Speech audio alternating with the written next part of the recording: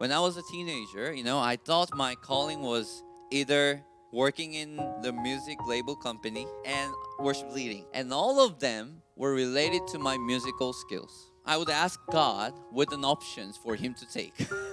God, is this what you want me to take, or is this what you want me to take? As if I have final decision and I wanted God to approve of my calling instead of really receiving his calling in our mind. Instead of genuinely seeking about his true calling, I wanted my self-realization to be fulfilled. I called it calling, but what I really wanted was his approval and his interpretation of the struggles that I have right now. Which means I used of him instead of really receiving his calling. I gave him an option. And it had to be related to music because that was something I was proud for. No matter what, this is God's calling. This is God's calling. It must be my calling. But we must examine ourselves to see if we're seeking to make yourself of a self-realization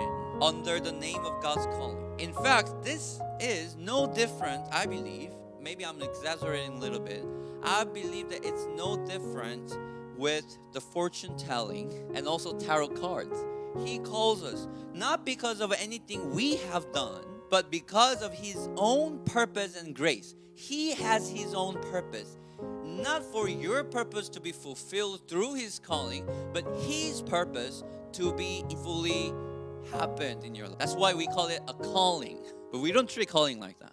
So we must not use God as a tool to give you the answers for your unanswered questions.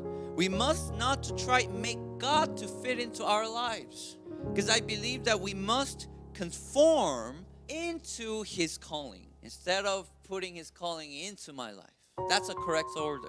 A life that is worthy of calling is not about self-glorification, but it's about the obedience to his invitation.